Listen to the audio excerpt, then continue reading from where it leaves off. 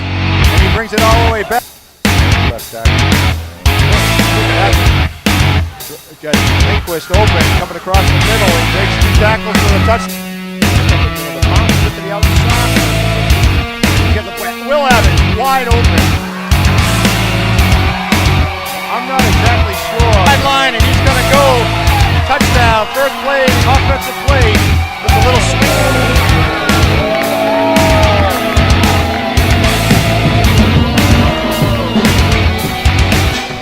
Welcome, Hiller fans, to Dave Hughes Stadium, where tonight your Hillers take on the Needham Rockets. Hi, my name is Rick DeCina here with Dandy Don Lehman.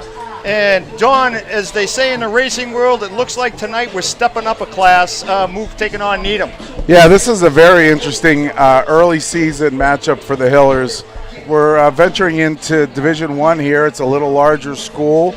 They've got a history as a winning football program. So this is just an excellent football matchup, and kudos to Coach Gerard and kudos to D. King and whatever. I mean, let's go. This is a fun game. Yeah, in terms of getting a matchup with the Division I school, that's been a powerhouse in a lot of athletics. That is a very good feather to have in your cap, especially if you can pull off the victory tonight. Before we get into tonight's game, let's talk a little bit about what happened in Wayland last night here in Hopkinton, or last week, not last night.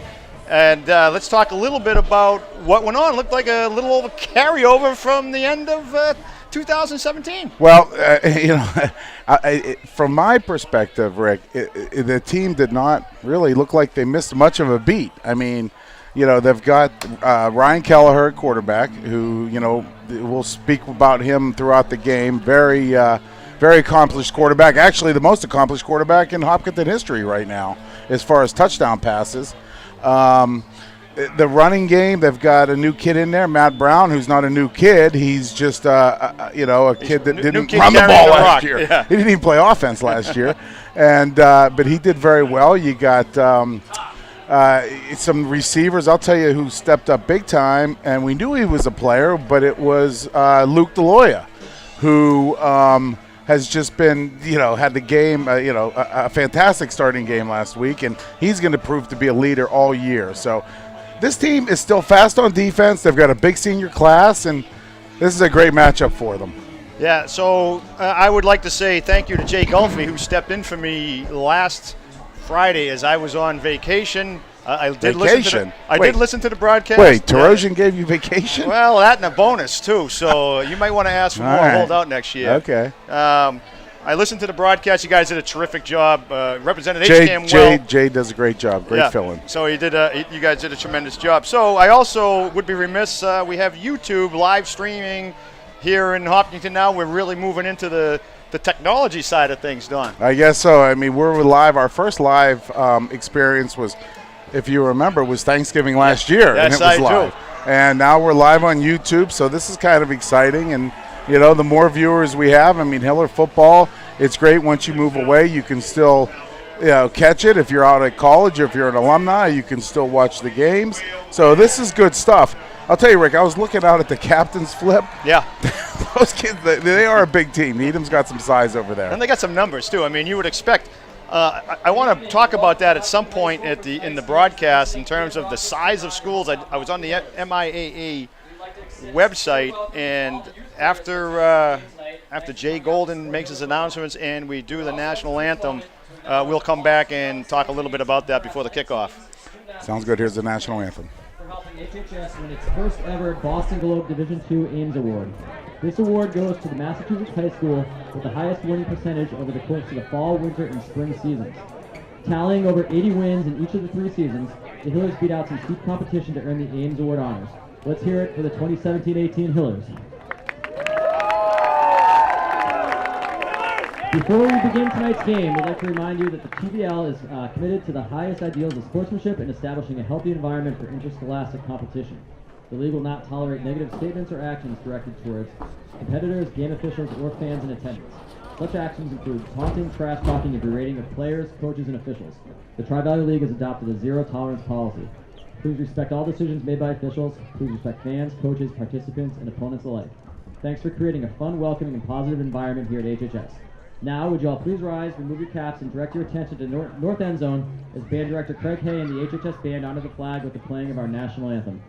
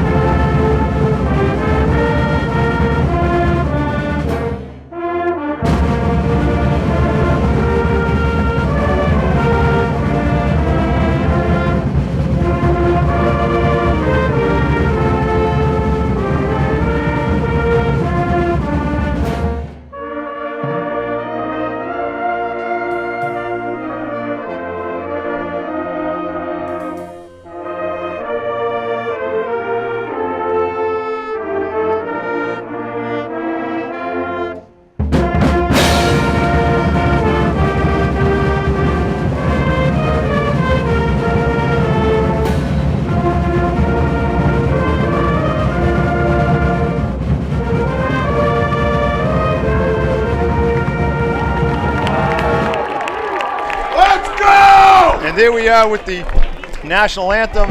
We got a pretty good student section here tonight as the crowd starts to roll in. Not too many folks on the Needham side. But Don, what we were alluding to before the national anthem is the size of the schools. And Hopkinton is now the largest school in the TVL. They have 535 boys enrolled, a total enrollment of about 1,110. And to give you an idea, Millis, the smallest school, which is Division 8 South, has 183 boys in their school. And you can see the discrepancy and maybe get a little understanding of why they've divided up the schools in so many divisions. Absolutely. I mean, and credit to the MIAA for doing that. I mean, you know, at first when they laid out this playoff system, it was a little bit confusing, but really the way they've done it here really makes a lot of sense. And what does Needham have? Well, Needham has a male enrollment of 813, so almost 300 young men more than we do. And they're playing in D1, so let's go. Division 1 South. So like I said, we're stepping up in class here, and we're about ready to get off with the kickoff, where Needham is kicking off to Hopkinton, number 19, Kyle Gilman on the kick. And it's kind of a semi-pooch kick that drops to Zach Frank, and he brings it up to about where he's met, right around the 28-yard line. Looked like Zach played a little League back in his time and kind of took that on the short hop, fielded it nicely, and took it up. Needham had that covered very well, so there wasn't much room for him to run. No, so they'll take the ball at about at the 28-yard line, or 29-yard line it looks like, where Kelleher will likely be in the shotgun. He's got three receivers to the right. He's got Brendan Kelly, Matt Brown, and I can't see, Deloyer probably to the far right. Yeah, it's Luke Deloyer. It's a quick pass to Kelly, and he's dropped. Picks up a couple of more yards, gets down to about the 36-yard line. Number 12, Brendan Kelly. He's a baseball player. He committed to Stonehill not long ago, and that play is interesting, Rick, because we saw that a lot last year to Lindquist. Yeah, there's that little dump pass. It was very effective, especially against a good pass rush. Sure, and you can do it. You can do it with him flexed out, or you can do it with him tight like he is now. Offset, and it's a handoff to number 24, Matt Brown. Gets the corner, but he's tracked down, and he steps out of bounds right around the 46-yard line of the Hillers. Nice run. Line did a nice job there, and Luke Deloya, I didn't see where he was lined up. He could have been in the slot there, but he had a nice block to spring Matt around the corner there, and he just stepped out of bounds. He would have had about another 5 yards if he wouldn't hit the line. So that brings up a 1st and 10 at about the 40. We'll call it the 46-yard line. All right, it is the 46-yard line. Kelleher in the shotgun, three receivers to the left, two to the right. Nobody in the backfield with him. Quick pass, and another one to Kelly, and he gets a first down at the Needham 44-yard line. That was it looks like they're running a four-man front here for Needham, and that was just that was an excellent snap, quick throw. They're going to be sitting on that. They look like they were ready for it, but Kelleher just put it right in there to Brendan. So they may have to start chipping him a little bit to let him Yeah. out that clean. So he got a running back to the left, probably Zach Frank, can't see the number. A wing right, and it's going to be Frank up the left side, cuts it up, and he's tackled at about the 39-yard line. He got bounced around pretty good. Make it the 38-yard line. Little misdirection there by the Hillers, and Zach, he runs hard. Both of these running backs kind of run similar, Rick. They're both downhill runners. Brown seems to be a little bit of a bigger kid. Sure, he's a lankier kid. Yeah, but they run very similar. Both hard runners. And again, trips straight. He looks like Kelly. I've seen him around the baseball fields, put on a few pounds.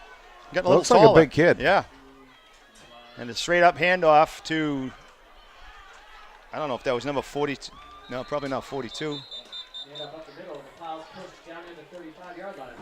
Oh, Jesus. Yeah, I'm sorry about that, but a bunch of screens just fell on me. Not exactly sure what happened. Sorry about that. I didn't mean to scare anybody. You scared me, Rick. Well, I don't know where they came from out of the window, I guess. Anyway. I don't know if John Ritz is up there, but if he is, I think he fell off his chair. Yeah, so we got about 3rd and 3 at about the 37-yard line. It's a big down. Kelleher in the backfield by himself, 3 to the right, 2 to the left.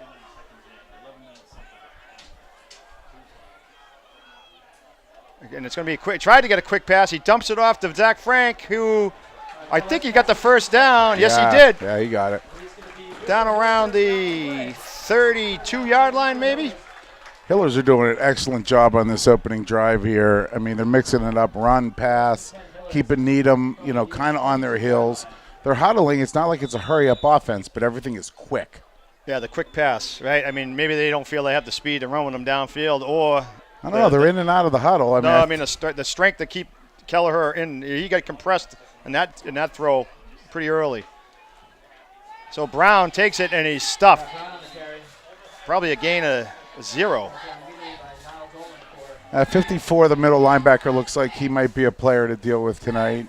He came in and filled pretty well there. Wasn't a lot of opening there for Matt. 54 being Niall Dolan, the linebacker for Needham. I don't have my glasses, Rick. I don't know. That was well documented last week. So I do have mine, by the way. But I can go back and forth to the roster now. Last year I couldn't do that because just put them down on your nose and you can do both. That's an old look, man. That's an old look. Well, nobody's getting any younger. So we have a shotgun with Brown to the right, 1 receiver right, 2 to the left, and a wing. A quick drop. He wanted to throw. He comes back to the right, and he's going to get hemmed in a little bit. Number 54, the end, gets him. Drops Kelleher for about a 2, maybe 3-yard loss. Yeah, Ryan had time there. I wasn't looking downfield. I was kind of watching the line like I normally do. And they had good protection at the beginning. It looked like they had good coverage downfield. And then Ryan, I thought he could have tucked that and ran, but he kind of tried to stay in the pocket a little bit, and then it kind of collapsed. He tried to a little bit, but I think 54 was able to get off the block. block. It was 58. It might have been 58. Well, the guy in the corner, whoever it was in the corner here, was able to get off his block and kind of keep him in. Yeah. So we got early big third down. A pistol with a back to the left, 2 receivers to the left. 3rd and 13. He's deeper drop this time, and it's going to be a screen to Brown, and he's going to get the first. He's still going. He gets down. That's a first down, Don, at about somewhere around the 20, inside the 20. That's a great call. Sully does not run a lot of screens, but that was an excellent call right there. Yeah, it was in the right part of the field to try it, right? I mean, if you get stuffed, you're still deep in their side of the field. Well, in that situation there, you got to figure you're in 2-down territory. You got 13 yards. You have 2 downs to get it. That was an excellent call. Okay, so it's 1st and 10. A pretty long drive going here. It's 6:19 in the first quarter. 2 backs, wide receiver to the right. Everything's tight. Brown going out to the left, and he squeezes through. He's running tough. He gets down to about the 16-yard line. Yeah, that was some more misdirection kind of things, and that's one thing you're going to get out of Matt Brown all night. He's going to run hard. Yeah, I don't think he's gone down on the first No. contact tonight. Well, if you remember, he was the defensive end last Yeah. year, and then you'll see him on defense tonight. They have him at safety, so he can clearly run. That's an interesting combination. I know. I missed last game and didn't pick up on that. Yeah, but he was a safety. That's interesting. Yeah, I know. Yeah, he's clearly an athlete. So we have two receivers to the right, two to the left. Brown in the backfield with Kelleher to the right. And it's a fake handoff. He rolls right, overthrows Zach Frank. Frank. I'm looking at this thing and I see 25 Zach Levy. Yeah, Levy's on defense. Yep, He's actually a little tackler. But Zach Frank, he was pretty well covered. I mean, that was a good job of Ryan just kind of throwing that away there. Now we got another big third down here. And again, you're 3rd and 7. You're on the 16-yard line. I mean, you could look for a field goal here, but you almost could treat this as you got 2 downs to get 7 yards. Yeah. And it's about 3rd and 8 at about the 16-yard line. 3 receivers to the left, Brown to the left of Kelleher. It's a fake handoff, and he takes it, Kelleher himself, and he's at about the maybe the 11-yard line. Yeah, you forget about that about Ryan because he is such a good quarterback as far as a good pocket passer, and he can also move in the pocket. You forget that he can run, which he can. He can run that zone read. He can fake it and take it up and get positive yardage. So now you got a 4th and 3 at the 11. That's it. It's Coach Gerard was not hesitating. He wants 7 here. Well, I mean, it's still, a 21, 30-yard field goal. You don't see many field goals beyond maybe 20, 25 yards. No. Although So here they've we got go. the battery to do it. They've had the battery of the kicker. Frank to the right. Brown in the pistol behind Kelleher. He's rolling. Oh! And he set up the throw, and then the rush came in. Number 58 from Needham, Jonah Kirker, sacking Kelleher at about the 15-yard line, 14-yard line. Without looking at the pre-snap, how they were lined up there, it almost looked like Needham had overloaded that side. 58 came in unblocked, and Ryan didn't even have a chance to set up there. So, Don, that took 6.5 minutes off the clock. At least we know they can drive the ball a little bit. This was the same way last week, Rick. It was the first quarter. It was a quick game last week because both teams moved the ball, and Hillers can certainly show that they can. So number 10, Ogletree pitches out to number 25, Tyler Reed. Can't get to the corner, loses about, I'll say 4 yards down around the 16-yard line. Yes. So that brings up a 2nd and 14. Yeah, the Hiller defense, this is going to be a nice challenge for them. They've got several playmakers, a couple of big tight ends on this roster. The quarterback, 6'5". Well, he looks it. Yeah. He tucks down on the center, and it's a handoff straight up the middle. I can't see who the up back was. It could be Harvey Hibberts. So there's a lot of new faces here, Rick, on the defense from last year, which was one of Hopkinton's best ever last year. 8 new guys on defense, right? Yeah, yep. And like I said, it does not appear that there's still a lot of speed out there, and the scheme that Coach McLean runs is an 11 hats to the ball. You got a timeout, Needham. There was about a 2-yard, maybe a 3-yard gain on the play. Brings up a 3rd and a long 11 with 3:26 to go in the first quarter. They don't blitz. They're a smart, well-coached defense with speed. Yep. Now you did say they do throw the ball, and with 3 wide receivers, first 2 plays have been kind of vanilla. So let's see what they have. Number 80 swings out to the left. Number 80 being Matt Smith, the Duke commit. And a bad snap to Ogletree, but he's looking right, and he's over the middle, and it's too high for number 88, Jack Murmas. So a quick 3 and out for the Rockets. Been pretty impressive on defense. Yeah, you cannot ask for a better start right there. You cannot ask for a better start right there. You take the ball down, other than scoring for Hopkinton, but you take the ball down. Yeah, you take 8 minutes off the clock, and then you get them a 3 and out. One thing to file away though, Rick, is that kid looks like he can throw the ball. Yeah, no, there's no doubt he can do it. Last week, Are they punting here? What are they it looks doing? like they're punting because Deloy is deep. The punter was a little late getting on. The 11th the guy was a little late getting quarterback, on. I think, is the quarterback still on the field? I think he's like the It right could be the end. end or something, but and a pretty decent kick. Deloy back, he gets it, comes to the right. Now it's just kind of dancing around a little bit, still trying to get to the right, but there doesn't look like there's going to be much there. Out at around the 49-yard line of the Rockets. Yeah, Needham looks like they're pretty solid on special teams. When you have a team that size with a class that size, your special teams is normally going to get stronger just because of the numbers that you have. They had that well covered there. I thought that there was going to be maybe a block in the back there. I was worried about them calling, but they didn't. Okay, so with 3:07, we have a change of possession where the Hillers take over, heading towards the north end zone at the Rockets' 49-yard line. So we got a trips right and two receivers to the left. Number 3, very wide, Cole Sailard, the sophomore. Cole Salyard. And straight up ahead with Kelleher, and ice looks like around no gain, maybe a half a yard. No gain. Yeah, there wasn't much push there.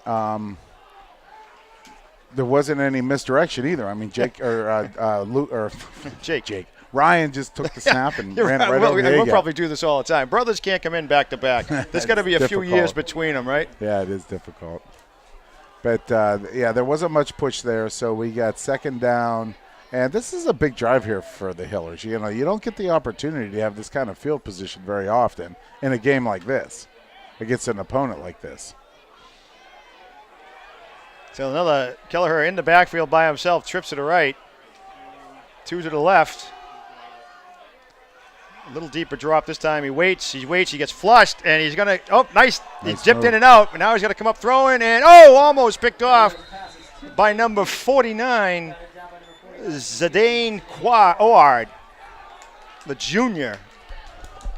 Okay, well, it looks like we need to take a look at what Needham is doing to the Hillers receivers because Ryan has a little bit of time. I mean, he moved around, but there's nothing open. And the thing with Kelleher is he's a smart quarterback, and he goes through his progressions. He'll look at one kid, then go to another, then go to another. So he's just not one just to flail it. So we're being covered.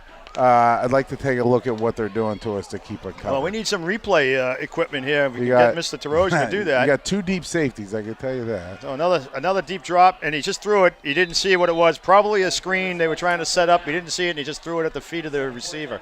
Yeah, it looked like he did that maybe a little early. Brown was just turning around there, but even if he threw that looked like it was well covered, and they were ready for it.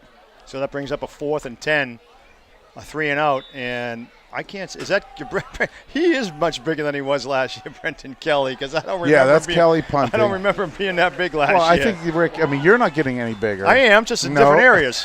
It's blocked. Oh, Number geez. 58 from Needham blocks it and recovers it at the 25-yard line. Jonah Kirker comes up the middle and blocks the punt. Needham takes over at the 25. Yeah, we kind of alluded to the fact about the special teams, especially in a game like this and playing a team like this. There's going to be legit football players on that special teams. There's not going to be a bunch of tomato cans out there. There's going to be legit football players. So Hopkinton's going to have to raise their game at every level to compete here. Well, we don't play against many. We don't play against too many Division I players, and like I said, the tight end Matt Smith going to Duke, probably a very good player and a smart one as well. Yeah, that 58, we've already mentioned him a couple times, and so we're going to have to keep our eyes out. So Ogletree in the shotgun, running back to the right, trips to the left, and he looks left, and he just throws it right out. And nice tackle by number 8. Number 8, that's Tommy Hamblett coming up, making a tackle. I'm not sure what's going on with the refereeing there, but the right guard for Needham tackled somebody on our defensive line. I'm not sure why it wasn't called.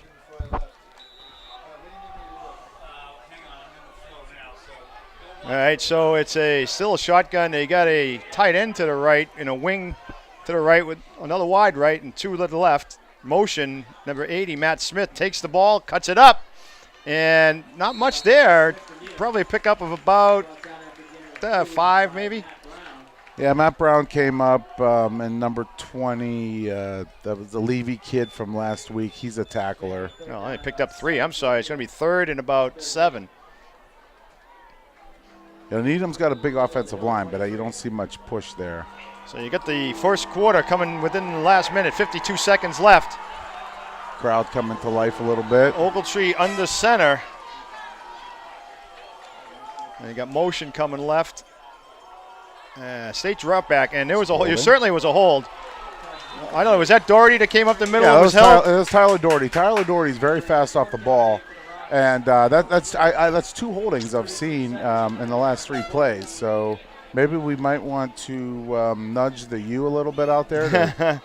Donnie, make sure he's got a yellow flag in the back. I know you're not I start yelling adverse Rick? to be yelling at an official from the booth, so I think I'm not you allowed can to do that. now. No, I'm not. Mike said I can't do that. You can't do that? All right, so they're going to go for it. 4th and about 7 from about the 19, I'll call it the 20-yard line. Ogletree back to throw. He throws into the corner of the end zone. Matt Smith, it's over. Oh, he caught it! What a catch! Tommy Hamlin. I think it was Tommy Hamlin. I'm looking out here. I think Tommy Hamlin was on the coverage. He was there, and Smith just went up. I mean, if this is a Division I athlete, you're just talking. He's just just doing it. Was that him? That's number the Duke 80. kid? Number 80. I'll tell you what. When it left the quarterback's hands, I thought it was a floater, and it was a floater, but it just floated right in, right into the bucket in the corner. Hamblin had good coverage. Had good coverage all the way. But the key in those combat catches, you gotta get the ball at up its here. height. You gotta get it at its peak. So number 43 on the kick. It's up and it's good. Number 43 being Josh Kornbluth, the junior, and the Rockets go up 7-0 with 29 seconds left in the first quarter. So the block punt turns into points, Don. That's not exactly how you want it to happen. Nope. But again, special teams, they come into play, and they obviously have here. Hillers took him to 4th down there. That was 4th down, Rick. Absolutely. And it took a great play by a great player to make it. So, if you're on the Hopkinton sidelines here, you're not, you're just shaking that off. You've already proven you can move the ball on this team, and you just get back to work here. And we got Matt Brown and Zach Frank back.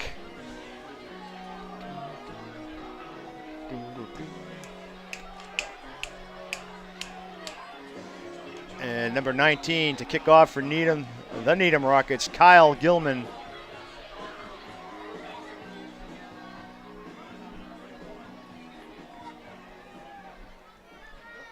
And that's a deeper kick that Zach Frank will take, and he busts right up the middle, and he's through for a little bit. Doesn't get touched until about the 34-yard line, where the Hillers will take over with 22 seconds left in the first quarter. That was a nice return. And again, we're going to be watching this really closely here, the special teams now. But, Zach kind of fielded that, bobbled it for a second, but then secured it and took it up for, giving the Hillers good field position again. Now, we need to get our feet under us here and get a first down. That's key here.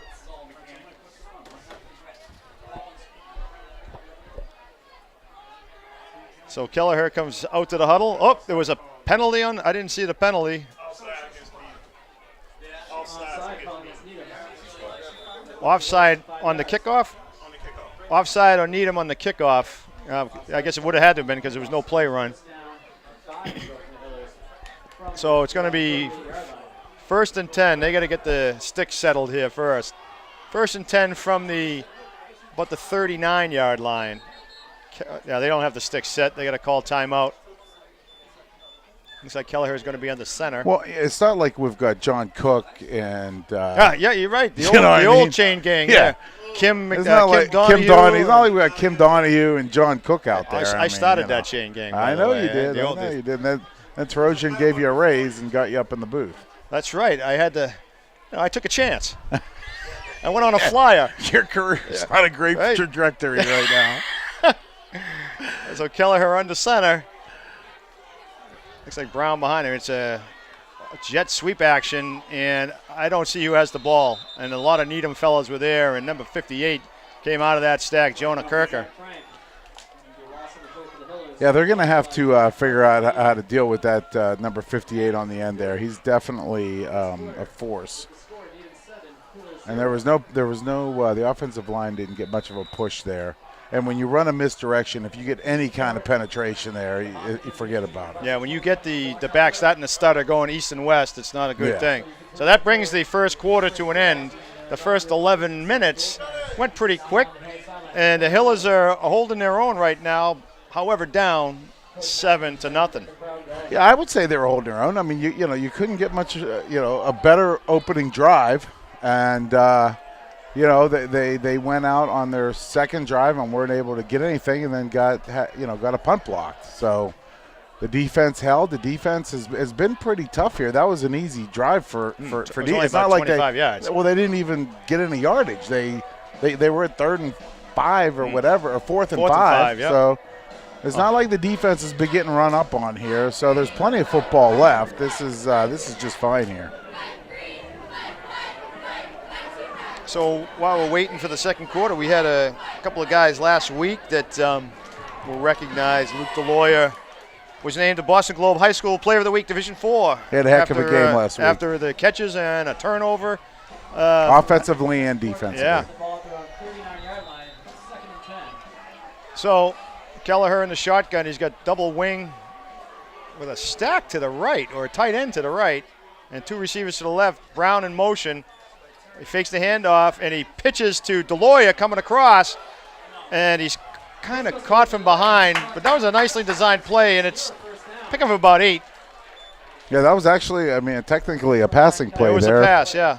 I mean, Luke came over from his position, kind of slid in there, and Ryan just kind of shovel passed it to him.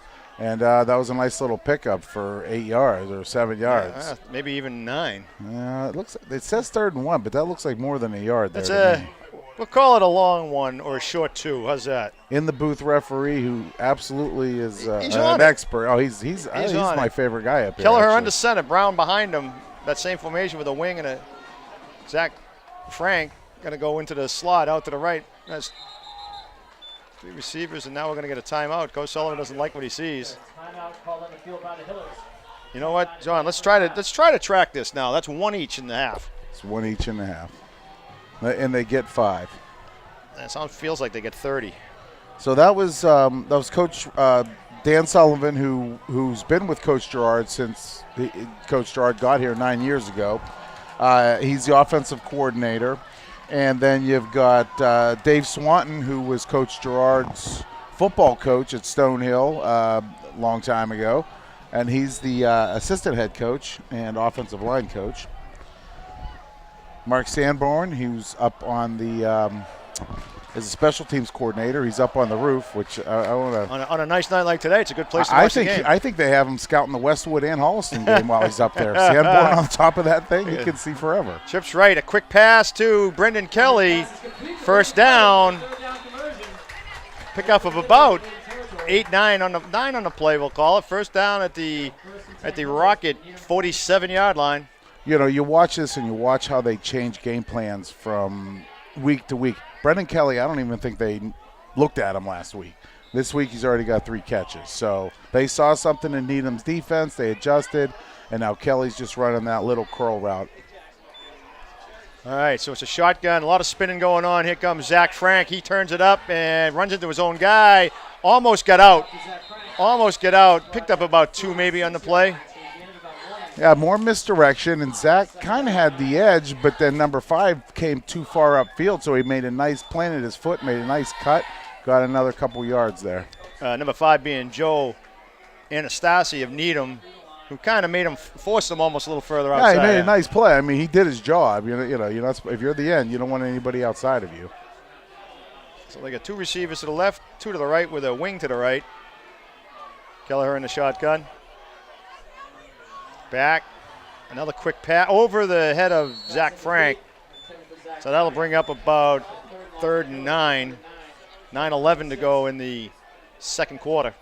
Yeah, Zach, he didn't get a lot of depth there. Looked like he was only a yard out into the pattern. I don't know if Ryan was expecting him to be a little deeper, but he threw that harder than it needed to be, and it kind of sailed on him. So now we got a big 3rd and 9 here.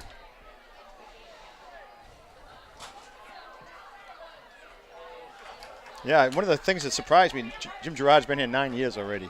I mean, where is the time You're not gone, getting man? any younger, I can tell you that much. Who is, right? I am. read that book that I'm the still kids read. 14. Was I'm it only Tuck 14. Everlasting they read in the 14, yeah, mentally baby. you're 14. Mentally. I'm on board with that. So 2 to the left, 2 to the right, and a wing. Somebody's coming in motion. Frank, and he's going to back the pass, and he had to step into the pocket. And Deloya was open, but he saw him late, and he had Matt Smith bearing down on him, had to step into the pocket, and then got away from him on the throw, but he saw the right thing. Yeah, you know, I'm not sure what's going on here, but I thought there was movement on Hopkinson's line, and I think that brought the right defensive end across a little quicker. Powers didn't really have a shot there. Powers got beat around the end. That's why Ryan had to step up and overthrew Luke. So they should have probably thrown the flag right at the beginning and just started that play over. Well, it brings up a 4th and 9. Going to kick. Brendan Kelly to kick. And well protected, and he gets off a low liner that is not going to be fielded. And it's going to they're going to get it. Nice play at about the 4-yard line.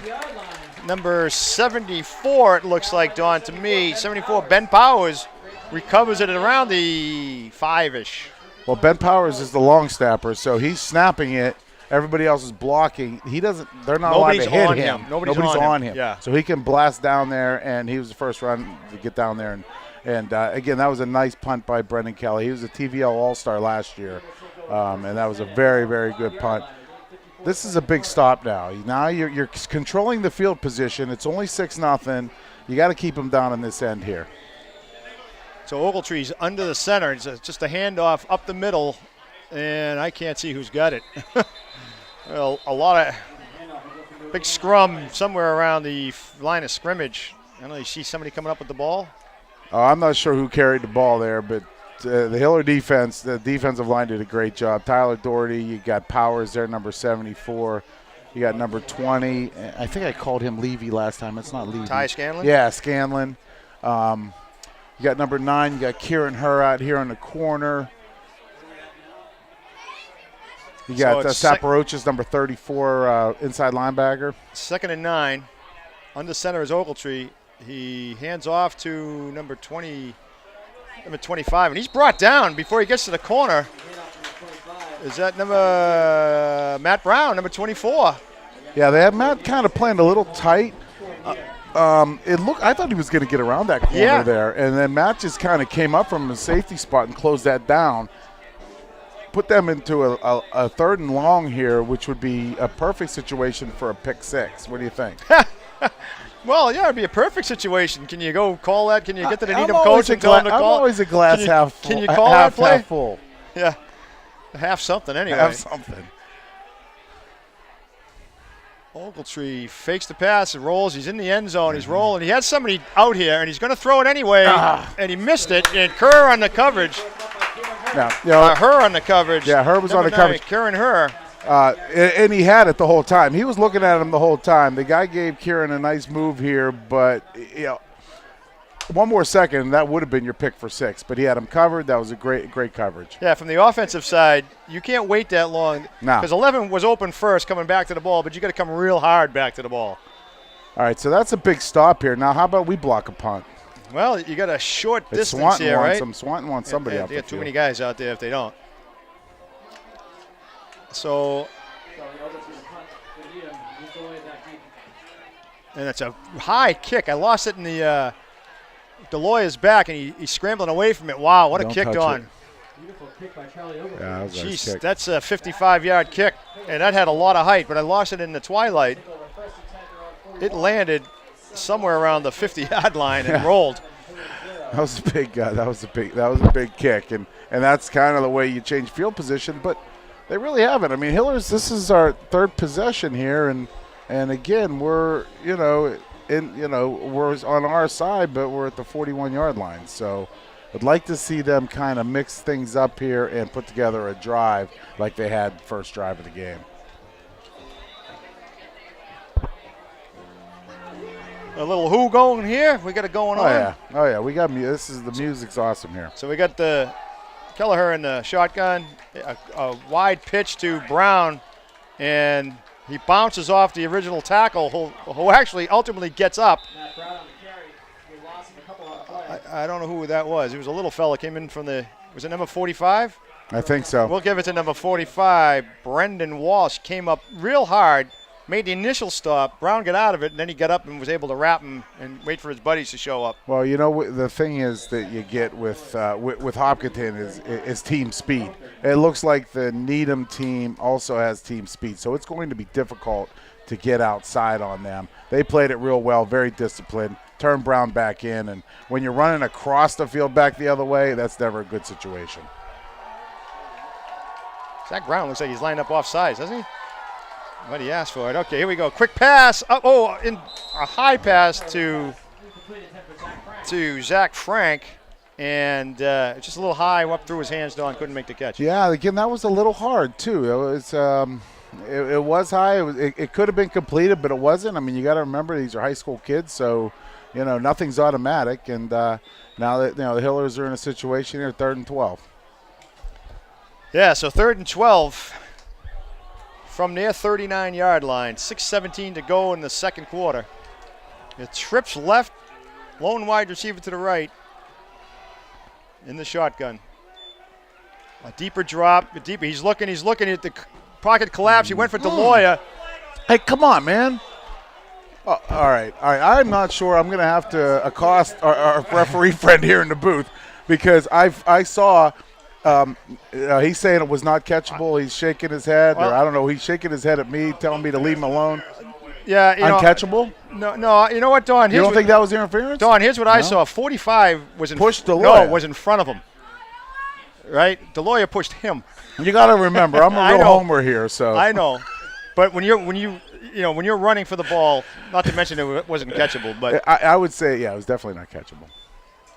And Brendan Kelly gets a turnover kick here, and number 37 from Needham didn't fair catch it. Interesting. And he should have. 37 being Jack Hayes, carrying her on the tackle with number 20 Ty Scanlon. Yeah, it's surprising you didn't fair catch that. You've got to have an idea on your surroundings there, and he was lucky not to fumble that. Well, ball. I'll be honest with you. I thought I was watching the kick. I thought maybe he fair caught real early. So, okay, looks like Needham's defense has stiffened a little bit, Rick. And, Hopkinton, they have not given up really any yardage here. I mean, Needham has, one first down? Yeah, something like that. It's not many. Ogletree with backs either side. Motion, number 11. That's crossing action. Here comes number 25. He spins off the original tackle. Number 25, Tyler Reed. Little crossing action with number 11, Garret Hirsch, going in the other direction and giving it to Reed, coming this way. Yeah, the Hillers had him bottled up there, but you can't tackle shoulder pads. This team has been very solid tackling team the last couple years here. They weren't really on that one. They had him bottled up, but you've got to make the tackle. So it brings up a 2nd and 1 from about the 34-yard line. Ogletree in the shotgun, 2 backs either side. A high snap. He looks one way, pumps, and he's just going to loft it out there, and he gets behind the defender, and it's caught. Number 80, Matt Smith. And defending, number 8, Tommy Hamlet. That's one of those things you got a good athlete, a double move, and he just got by him. He had the time there to do the pump fake. He had the double move. Hopkinton's got to think about putting somebody over the top to give Hamlet a little bit of help on that kid. Well, not just Hamlet, just anybody. Well, number 80 should probably have 2 guys on him. Yeah, I mean number 80, he's a D1 recruited tight end. He's got height. the quarterback can throw the ball. He's got a real arch on that. Well, you saw on that ball. You saw him. He was running. Hamblett and Smith were running together, and the ball got lofted, and all of a sudden there was separation to where the ball was going. Right. Yeah, you need to put somebody over the top on that kid, I think. Okay, so now it's 1st and 5 from the Hopkinton 30-yard line, or 29-yard line maybe. 4:56 left to go in the second quarter, and Reed pounds it straight up off tackle and still going. But, and picks up about, I'll say 4 yards down to the 20, down to the 25, Don? Yeah, I mean, he kept running hard. The line kept moving their feet. Everyone kept moving their feet, but it's still not a first down here. So it's going to be set up. It's going to be second down. Second and a long, two. A lot of action here for just a short game. Down. No, it's first. They had a penalty. It was 1st and 5. Oh, yeah, okay. I'm sorry. Ogletree under center. Power I formation. Garret Hirsch in the motion and straight up to number 40, and that fooled nobody. Number 40, Angelo Davos. Defensive line playing tough here. Saparoch just came in from his linebacker spot and just filled that hole. You got Scanlon, number 20, filling it, doing a nice job. Brendan Kelly's on the outside there as an end. So that brings up a 3rd and short. There was no gain on the play. We'll call it 3rd and 2. This is 2-down territory. I'm guessing Needham, as most high school teams, don't have a long leg. Let's have got Jan Stenerud. You like that, Rick? You like how I pulled that one went into out? the vault for that one. Oh, yeah. They got a power eye. And fakes it, and he fooled the lineman, and he dropped it. He's wide open. Number 88. Wide open, Jack Murmis should have made the catch, Don. I think he's the other big tight end that they referenced in the media guide, and he almost looked surprised that he was getting the ball. Hey, I'll tell you right now, no receiver should be surprised. They want that ball. I don't know. He looked like he was. He did not look like he was ready for it. It was a nice throw. It kind of bounced off his left hand, bounced off his right hand, and that was it. So now, okay, here's 4th down. Let's go, D, make a play. There you go. I mean, this is a big down, right? You're at the 25-yard line. 4th and about 2. 3:14 left to go in the half, and they got a power eye right, and it's just going to pound it in, and I think he got it. Reed got it down to about the 17-yard line, the 22-yard line. I'm sorry. That was just a pretty simplistic power right, and number 68, the right tackle, right guard, number 75. They've got some size there. They laid some nice blocks, and now they had a lead blocker. That was pretty easy pick up there for Needham. Okay, so it's 1st and 10 around the 23-yard line. Ogletree under center. Power I formation. He drops back to pass, just a quick out. And number 80, Smith, picks up about 6 on the play, maybe 7. Just a quick throw. I mean, Needham's offense is kind of getting into a little bit of a flow here. So it would nice to be able to get some sort of splash type of play by the Hillard defense, because it almost feels like we're back on our heels right now. So it's 2nd and, we'll call it a long 2. Long 2. And they're in that power I, Don. They seem to be doing a lot out of it, though. It's a little old school. And it gives it to the crossing action. The back Reed pounds it right up down to about the 5-yard line.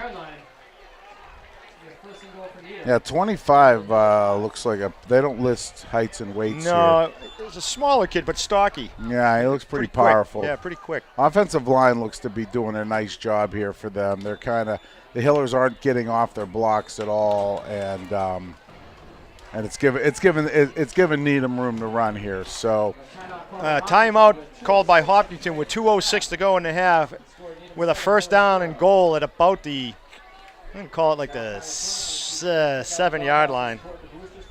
Yeah, I mean this is a big series here, because it's a swing. You know, if you could somehow keep them off the scoreboard, or at least out of the end zone, Who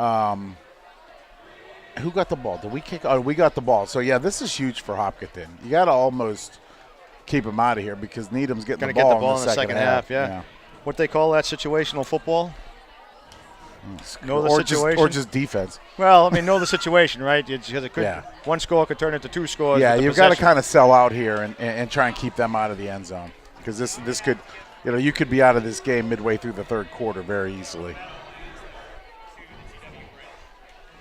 So we got it cranked up with Queen here, doing the best we can to get this crowd going. The student section's really going. We got another nice crowd here. And we got a great night for football too, Don. It's perfect outside. The humidity's perfect. Cut the field back a looks little great. bit. Field looks great. Oh, it looks terrific.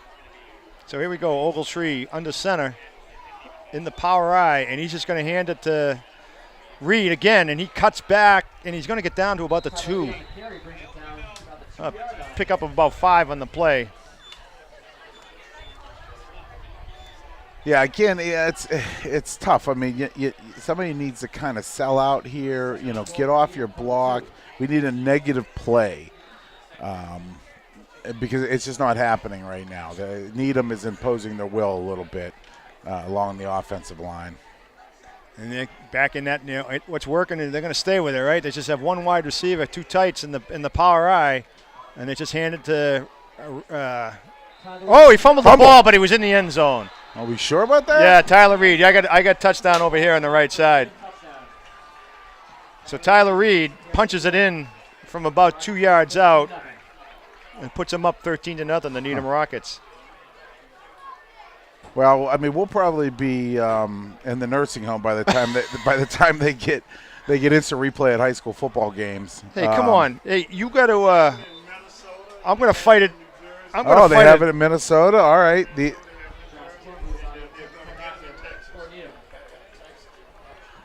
Could have used it there because I think that ball was out, sir, before he crossed the goal line. Don's going after the official here in the booth. I wouldn't go this guy. He's trying to get him to buzz down to the field and ask him, hey, that was a fumble. Let's tell him we're the review booth up here. Scotty Mackin's in. He can be the review booth. Scotty Mackin made an appearance tonight. That was a fumble.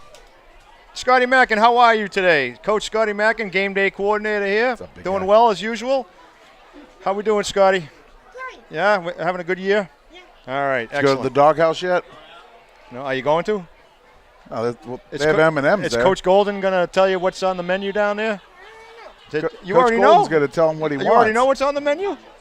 Huh? All right.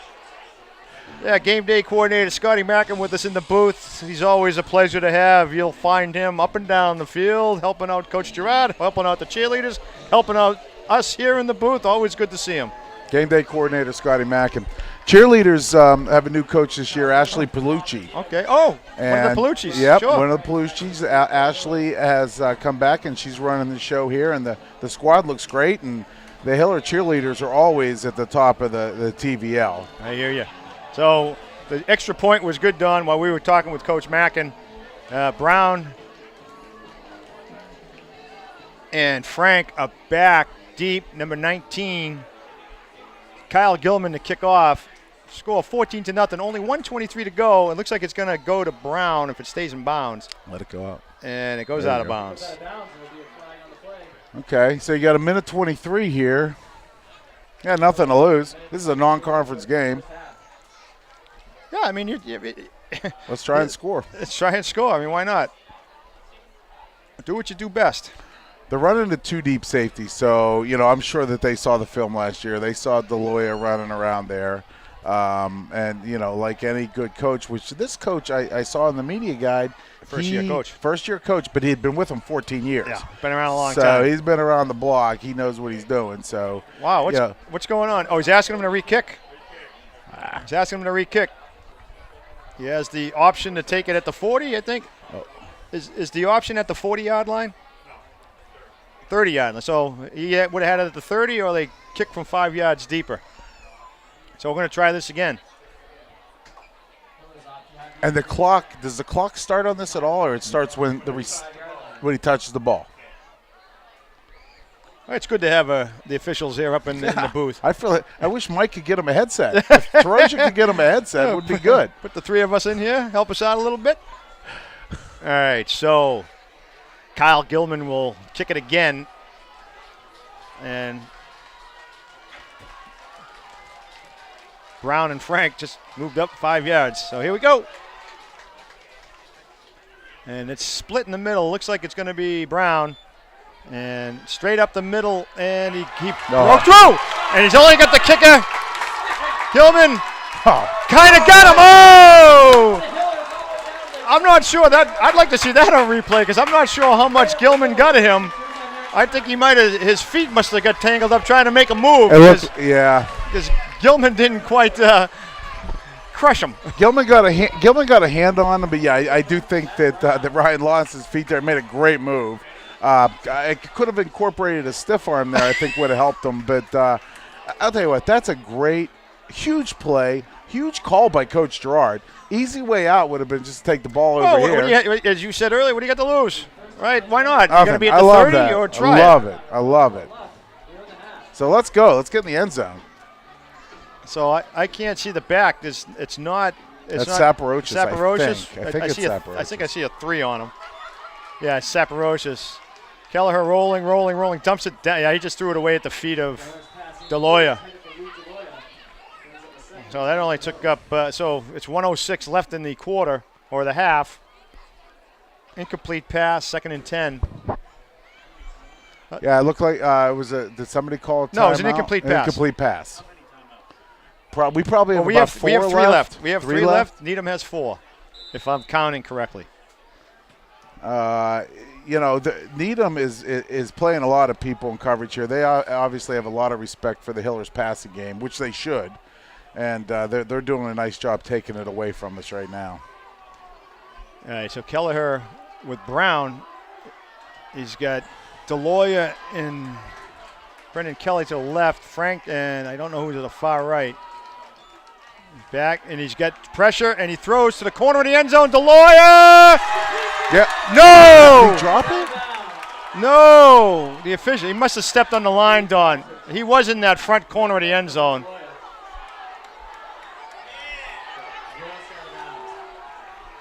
I'm not sure what's going on, but I don't know. That looked like a great pass.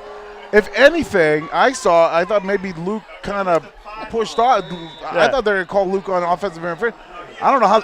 But it looked like his right foot hit the pylon. He hit the pylon. Once you touch that, he's out of bounds.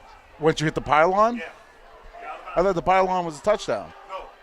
He hit it before he caught it. Oh, before he caught it. Okay, all right. So he hit the pylon before he caught it, which is why he was called out of bounds. And you can't come back in and catch. Back to pass. He throws to the other corner of the end zone. He's got it. Was it picked off?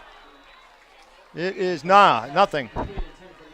Brown was out there. Number 7, Max Sylvia, beat him to the corner of the end zone. It looked like it almost got picked. Man, this is a tough turn of events here. That was a heck of a throw to DeLoya. Yeah. That one to Matt Brown was a little bit overthrown. You want to know what I've noticed, though, Don? That's too bad. The way the lighting is here, the corners of the end zone are well lit. You know what I mean? I can't. I mean, I didn't see the play, but you agree? They just put the pylon back up on this side, so it was knocked over, and I guess you are out of bounds if you hit it before that. So that's why he called it incomplete. Well, I'll say this: the official was in a good spot, and he was right on the line, so he was in a good place to make that call. Much to the chagrin of the Hopkinton folks. I'll trust this guy over here. I'm not. He's watching these guys. I like this guy over here. So that brings us up. I don't know who called timeout there. I'm guessing Hopkinton did. And I'll just mark that down. 51 seconds to go in the second quarter. It brings up a 4th and 10. So you have plenty of time. You don't have to go into the end zone. You don't have to do it.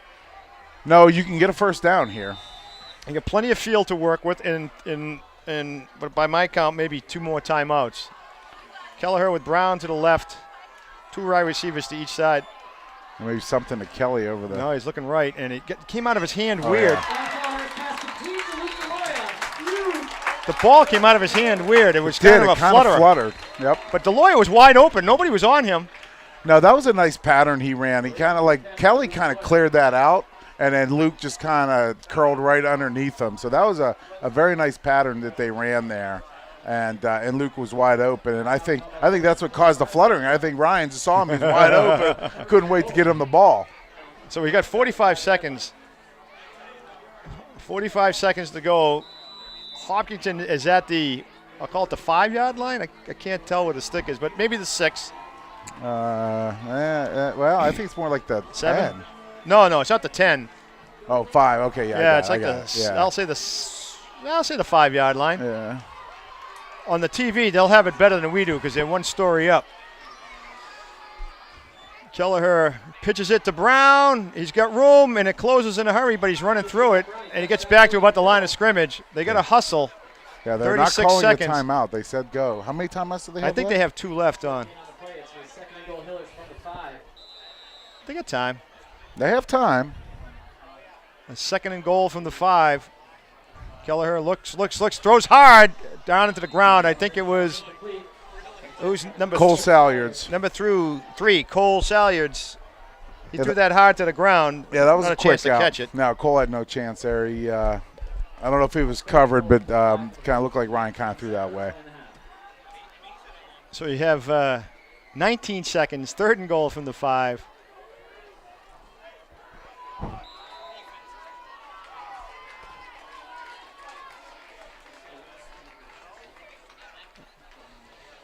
Kelleher coming in with the play. The student section getting into it, but they're in the far side of the field. Well, we don't need them loud. We're on offense. No, but they're getting into it. They're on the far side anyway. Brown to the right of Kelleher. Nice snap. He's looking for Deloya. It floats again. And Deloya was well covered by number 11, Garret Hirsch. It looked like there was a lot of contact there. I thought he looked like he was grabbing Luke around his waist, but again, that was a throw. Whether he was open or not, it didn't look like it was going to connect. Okay, so this is a big down. They just call timeout, Hopkinton? Now, do you contemplate a field goal? Yeah, getting on the board here. 14-10. You're only down a touchdown and a 2-point. Get on the board. I don't know. I think you go for the points. I think you're playing. We are going for the points. No, all of them. I think you're going for all of them. I think it's something you consider. Yeah, I guess so. And I'm a touchdown guy. Yeah. You know? But I think it's something that they have to consider. No, I think you're playing. I think he's going to go for the touchdown here. Yeah. But it's something to consider. You get on the board. You kick it off in the second half. You're only down by a touchdown. Tony, I missed last week. Is Pagluka the kicker still this year? Pagluka. Yeah, that's why I said they have the battery from last year, which has been pretty effective. You got Powers, Kelleher's the holder, and Pagluka is the kicker. But no, they got the offense out there, so they're going for this. Okay, no doubt. Unless you do it one of those little drop kicks.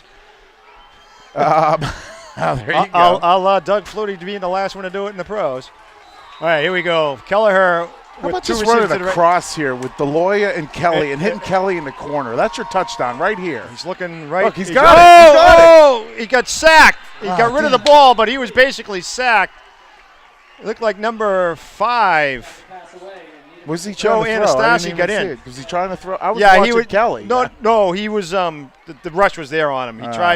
He tried to throw the ball as he was going down. That's why it didn't get to where it needed to go. Yeah, I was ISOing on that. I think he just could have crossed Deloya and put Kelly in the corner. No, he didn't have enough time to watch any kind of crossing. Yeah.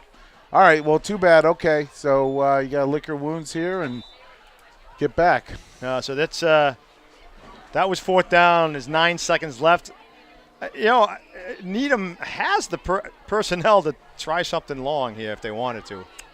It would surprise me. Maybe that's why it would work. But you can't be surprised by anything in this situation. Number 80 can come out of any spot. And that's not going to be the case. They're going to run out the clock. So at the end of the first half, your Hillers are putting in a valiant effort. It's special teams really making the difference. The Hillers down 14-0, come right back for the second half.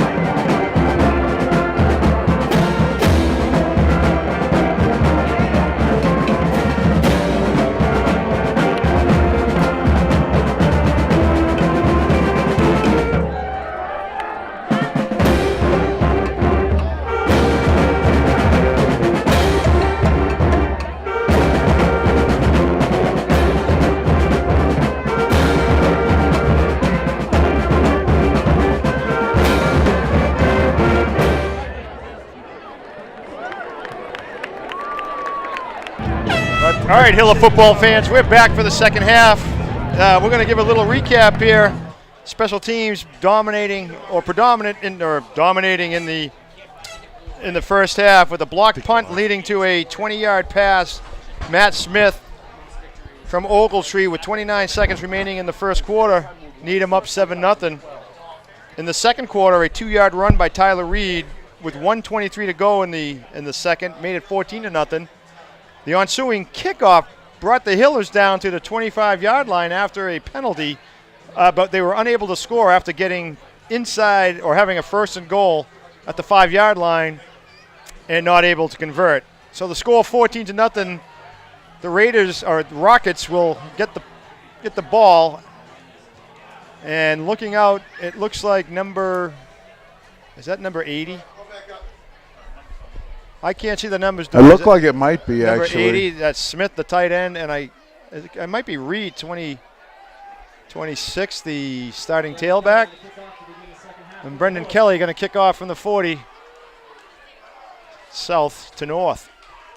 Kelly with a low liner that's a one-hopper to Smith, and he's coming across the field, and he's going to get outside, and he's going to cut it up, and he gets tackled around the 34-yard line. So that's where the Rockets will pick it up, 1st and 10 from their own 34-yard line. So that was a pretty simple return there. Hillers had that well covered. This is you don't want to say it's a big series. Still a lot of football left, but you're down 14-0 here. It would be really nice, and certainly a big confidence booster for the Hillers to get a stop here. And before we get any further, I'd be remiss if I didn't talk about the great folks that bring you this on HCAM. And I'm not talking about Don and I. I'm talking about John Ritz upstairs on the camera, Tom Diggs being the man that he is, producing everything, and it says me here. I guess that's Mike. That's Mike Terosian. Mike Terosian bringing it all together. As Reed takes the handoff, bounces to the outside, but doesn't get much as number 20, Ty Scanlon, comes up with the tackle. Yeah, Scanlon kind of held him there, and then Brown came up and cleaned him up. So that was good pursuit by the Hillers. So he picked up about 3. We'll call it 2nd and 7. 10:25 to go in the third, as we're just getting started here in the third quarter.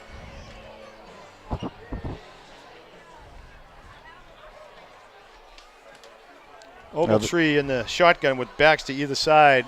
Wide outs to both sides. Smith this side. Got 80 spread out here. Nobody over the top. 26, 25 coming to the right or to the left.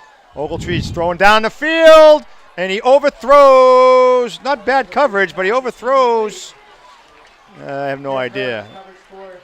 I'm not sure he threw it to, but that was. But Herr was on the coverage in a trailing technique in good shape.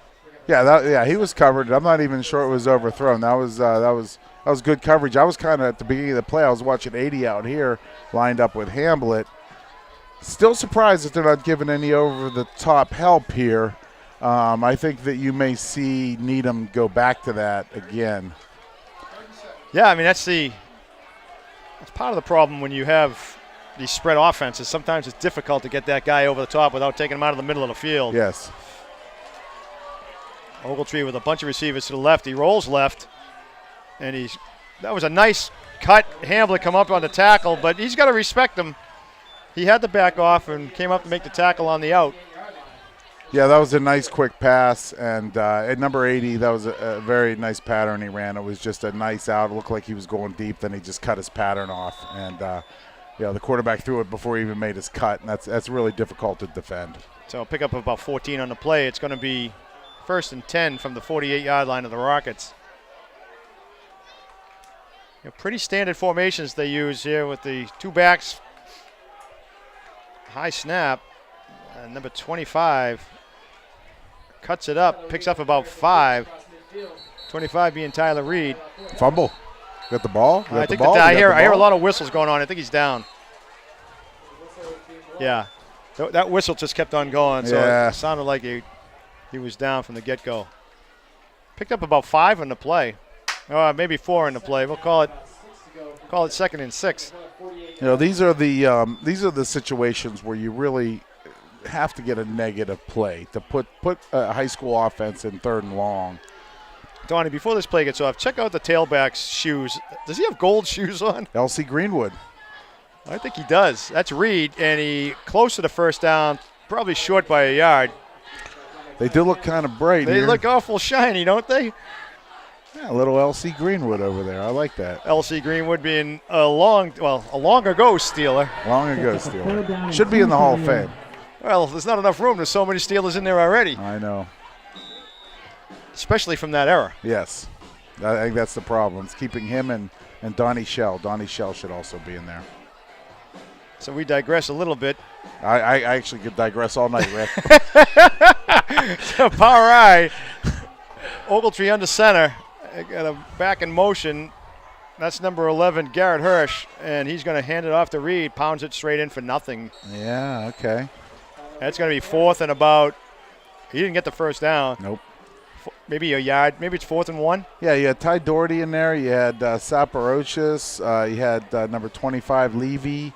Really good penetration here. So here's a 4th down and 2.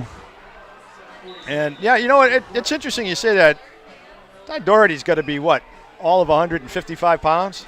I think he weighs a little bit more than that. He's not as tall as you would think that he would be, but he's a pretty solid kid. Yeah, I mean, he makes penetration, seems to be He able to hold fires his off the ground. ball. He's quick off the ball, which is key. A little confusion on the Needham, but they're tight. Got to watch your ball here. Power eye. Don't- Looks like they're going to come pound it left, Don. And he's going to pound it left, and he's going to get the first down, and he breaks out of there. And that's Reed. He's going to go the distance.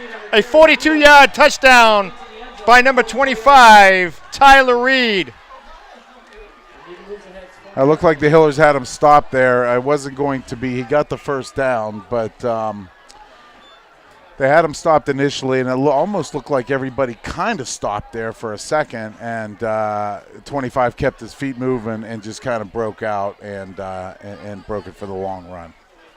Yeah, unfortunate. Like you said, it looks like he was there, and somebody had his shirt, and he pulled away, and then there was nobody. There was 10 guys at the line of scrimmage, and nobody there to. Yeah, it almost looked like it kind of looked like he was stopped, and I think that there was a pause there, and then he just kept blasting through. So that was an unfortunate turn of events there. Going to find the Hillers down 20-0 here, pending the extra point. You know, when they have their power eye loaded to the left or loaded to the right, they've run it that way, and they just have so many blockers over there. It's sometimes it's difficult for the back to pick through, but there was something there for him, and he was able to get there. Well, I think I know they're doing it on defense. I know they're overloading the line on defense. They could be overloading the line on offense here too. I'm not sure. It looked like they could have done that. I thought they had 2 tight ends and the 2 backs coming as well. I mean, they had 2 backs blocking on that play. So 43, Josh Kornbluth, and it's good. So as the play comes back upfield, it's 7:08 of the third quarter. The Needham Rockets up 21-0. Yeah, we've got to recognize that if there is an unbalanced line, whether offensively or defensively, you've got to recognize that and make a call and jump out of it. And I'm not sure if that happened there. So that takes a little bit of the sail out of the crowd, but you know what? You still got to fight, Don. There's a lot of football to be played here, and it's 7:08 of the third quarter. The offense, we know they can drive. They did it in the first drive. They haven't done a lot since then. Well, we know we can throw the ball too. We should be maybe even try one longer, open up the middle a little bit. But they've been dunking it to Kelly quite a bit. That's been effective. I would expect the Hillers to come out with a little bit more aggressive game plan here, especially down 3 scores. Don? I didn't see the penalty. I didn't see the personal foul, but there had to be a penalty on the play. Yeah.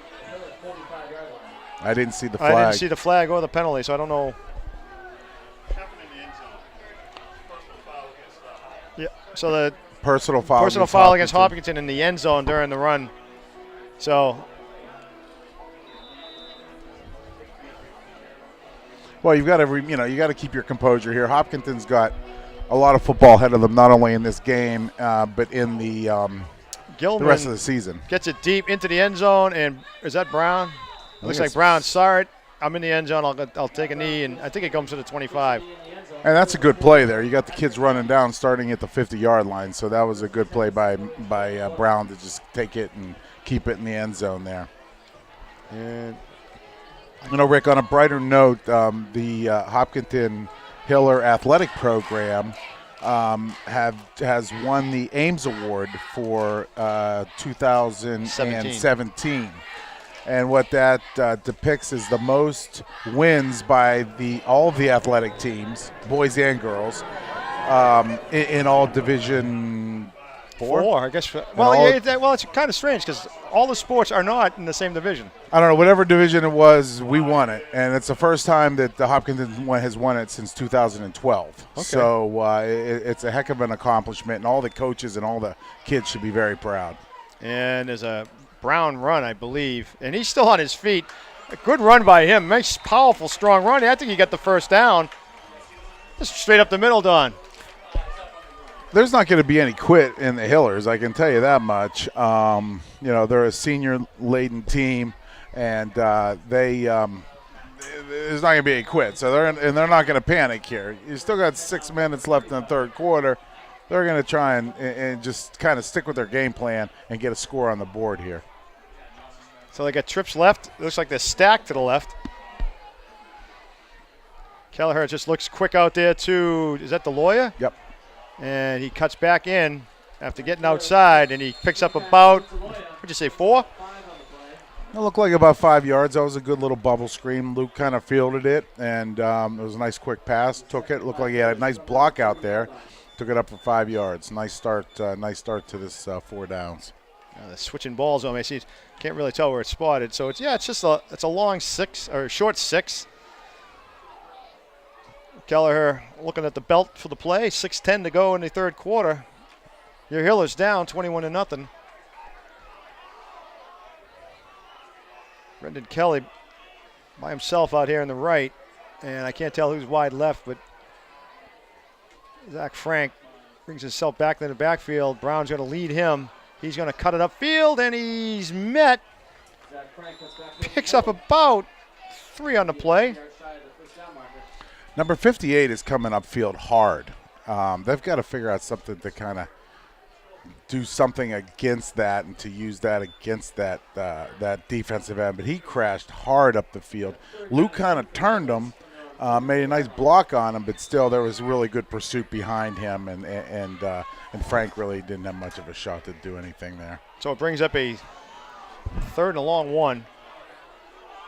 Kelleher, no one in the backfield. 3 to the left, 2 to the right. Bubble right here. Just throw out the bubble screen right here. And you might get your wish. Kelly. Quick. Oh, his ball's still up. Oh, it's bounced all over the place. That went off Zach Frank and about 3 Rocket defenders, but it fell harmlessly at about the 50-yard line. Man, that's tough right there. I mean, there was nobody on him. The kid was playing way back. You got to have some sort of hand signal there or something just to break that route off and just dump it right at the first down. That's too bad. Well, that play was still there. It just had to be executed. He was covered. If he didn't need to run that deep. That's true. I mean, he only had to go a yard and a half to cut it off. You're right. He ran 5, Kelly, 6 yards. Shanks one. It comes down around that Paul. Yeah, that's not even a 20-yard punt or about a 20-yard punt. Tough break on the Shank.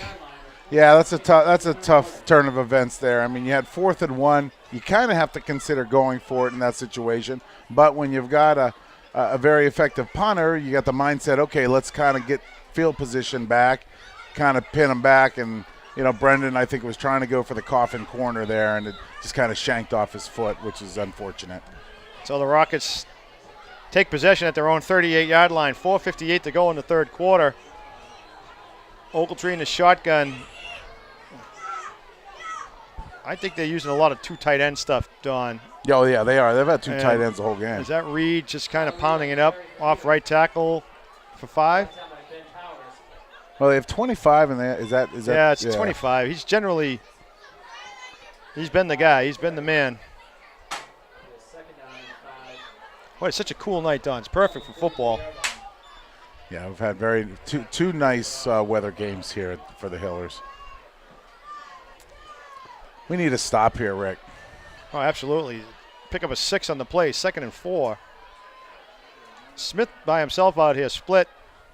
Another wide receiver to the right. It's going to be a run to Reed. He slips out of a tackle by Saporocious, and he gets close to the first down. I mean, Needham, they're up 3 touchdowns here, so they're in in the mindset now. Let's just get this game over. So they're going to be slow coming to the line of scrimmage. They're not going to be throwing the ball that often, and it's going to be up to the Hillers to really force the issue and stop one of these runs. Yeah. Yes. So it's third and 2, and they just come up at the center with the power I. And up back gets it. I think that's number 40, Angelo Davos.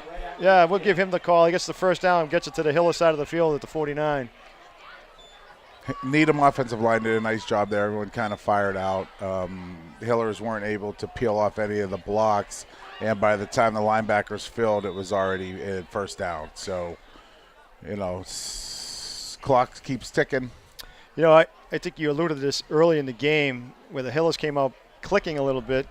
Needham was not, and they've seemed to get into a bit of a rhythm. So it's about late first quarter with their offense. Yep. And another pitch out here to Reed. He's got the corner going up the right sideline. He's out of bounds after a pickup of about 5. Well, I mean, that wears on the team. Needham, I don't know how many carries this kid's had, but it's up above 20 right now. I would think so. Oh, yeah. I mean, so that kind of wears the defense out. That's another thing we need up here. We need a spotter with stats. Where is need that student? Why can't we get that student up payroll. here? Yeah, we need to That's expand. true. There should be an intern in Hopkins. I'll talk to D. King. Yeah, She might have an idea. like spotting and giving us some Sure. stats and something. A clue? Maybe they can give us a clue. we might not even be able to sound like Pat Summerall and Don Madden. Who knows? Or maybe look like them anyway. I don't know. I don't know where we're going with that. Well, I don't want to be John Gruden and who was he with last year? Mike Patrick? No, the guy from Boston. McDonough. McDonough. He does a good job, though. I love him as an announcer, but Yeah. I can't shave my head to be the play-by-play guy. We don't want to. I wouldn't look good with a shaved head. No. This would be a nice stop here, 3rd down. It'll be interesting to see if they throw the ball. It's 3rd and 6. Ogletree in the shotgun, and another high snap, and it jumps off the pass, and it's caught by it looked like Smith. Yeah, he reached out and clutched it with his hands, brings it in for the first down. This Needham center, it has had a few high snaps, but when your quarterback is 6'5". Hey, if it was me back there, it would be a lot of balls going backwards 10, Yes. 15 yards. They wouldn't be running the shotgun. I don't think. They'd be going under center. No, we'll just have a better center, that's all.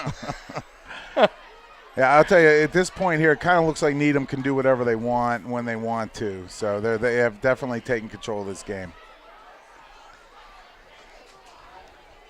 And this has been a long drive for them. It's 1:22 in the 3rd quarter. And run coming to the left. Reed, and it's pretty tough. He stood up, but he didn't get much. He only got about a yard in the play. Yeah, I mean, the Hiller defense was not pushed back there. The linebackers are feeling very nice. Again, I don't think they're that worried about the play-action pass, so that helps. You can kind of just, kind of play a little bit more aggressively from your linebacker spot. But this is the kind of, we haven't had very many 1-yard gains, held them to had them in 2nd and 9 or long 3rd and 9, 3rd and 8 situations since the beginning of the game. So this is how you stop a high school offense, is get them in these kind of situations. Let's see if the Hillers can follow up on it. So it's in the I formation. Drop back to pass, and he's going to throw, and he got separation, but he didn't get there. Overthrew Smith at the 10-yard line. He had him. Well, Hamlet was running with him. I mean, 80 had a little bit of a separation there, but it looked like the Hillers kind of pushed the envelope a little bit, got a little pressure on the quarterback. He maybe had to release it a little earlier than he would have liked, and it was just overthrown. I got to tell you, Don, this looks like one of the taller secondaries we've had in Hopkinton in years.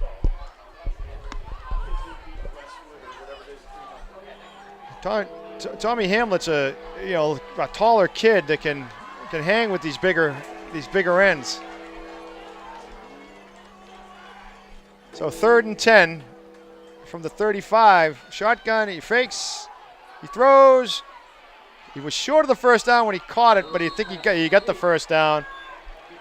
Number 11, Garret Hirsch. And that's going to move the change down to the 22-yard line, 1st and 10. And it should be, he was inbound, so once they set it, that should do it for the 3rd quarter. Oh, I thought he was in bounds. He was in bounds. They set it. That'll be it.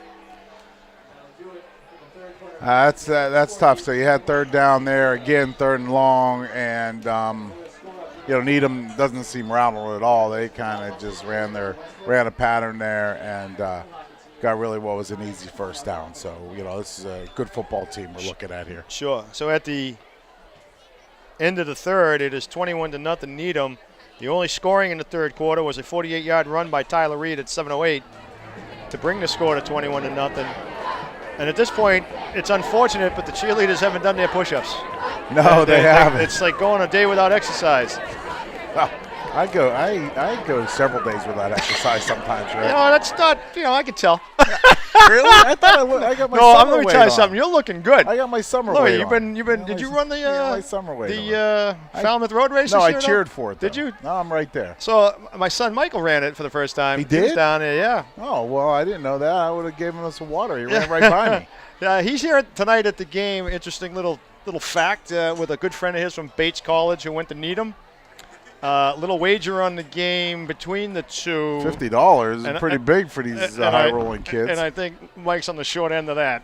I could tell you he is, unless he's getting some points. Yeah, I don't think he got this many points. But now the cheerleaders look like they have some good numbers again this year. And, again, Ashley Palucci is a first-year coach, so we expect them to have a good, long year. Number 40, Angelo Davos with the carry. Not much. This is one of those offenses where they reward that fullback a little bit. He does a lot of blocking. He's given him the ball 3 or 4 times. He's got some size to him, too. I mean, you look at those 2 tight ends at number 88. He's a big kid, too. Yeah. They could certainly play. They use him in the outside as a passing game, but they could certainly use them in the middle of the field. Oh, yeah. That quarterback 6'5", as we already said.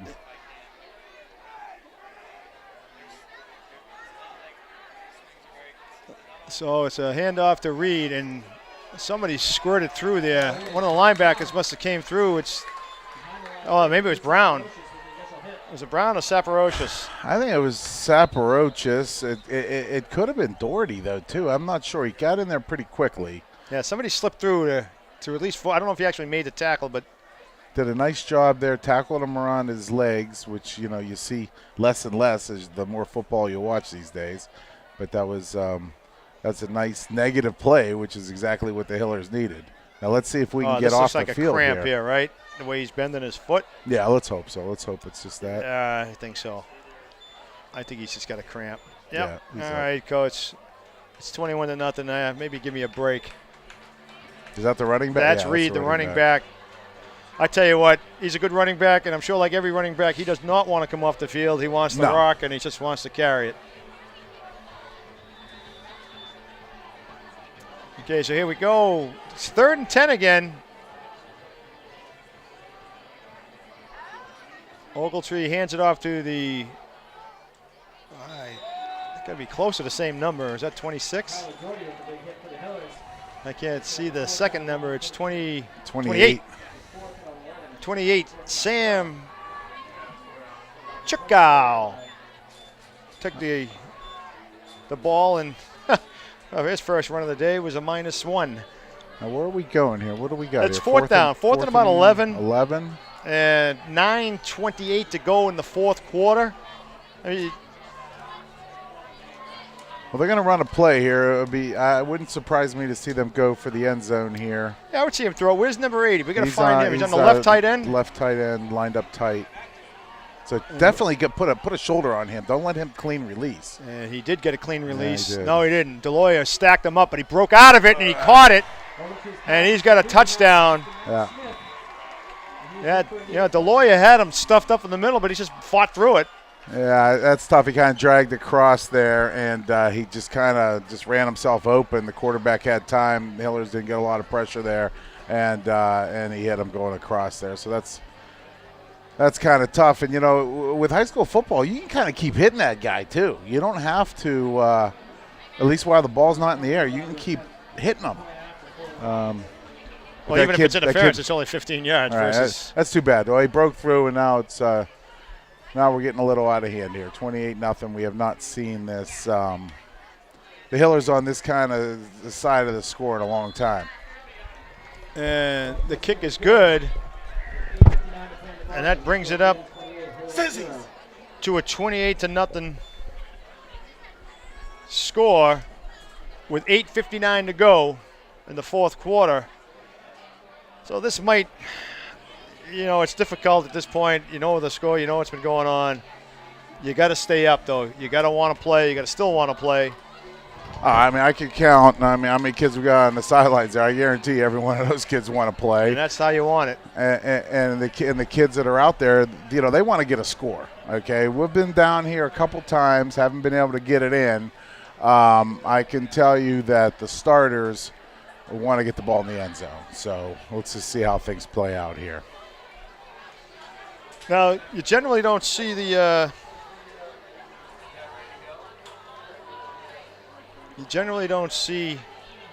first teamers retire until the score is, what do you say? Usually you say 42-ish. I like to see it a little early. I like to see it a little earlier. Yeah, I hear you. But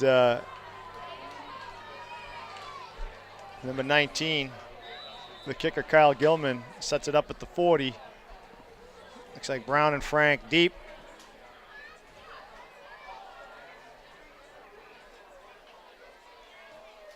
And splits it. It's going to be Brown from about the 15. And he cuts it up, breaks out to the right side, picks up a good chunky yard, and he's down around the 32-yard line. You know, we have had good field position all night. It's tough that we have not been able to, take advantage of it. Yeah. So, again, here we got it on the 30-yard line. So let's see if the offense could move the ball a little bit, and we'll kind of keep an eye on Needham, see if they get some other kids in there. Start subbing. I don't know. I can't. It's hard to say. 58's still in there. I can tell you that much. Yeah. Yeah. And he's been a pretty good. We got a flag. It's probably lined up off sides. Kelleher going deep, and it's off the hands of Brendan Kelly down the right sideline. I don't know if this cornerback over here was lined up offsides, but it usually when the flag comes that quick, it's an offside on the defense. Yeah, lined up offsides. Yeah, offside on the defense. That'll be 5 yards. Replay second down. Yeah, they flipped it. It should have been first down still.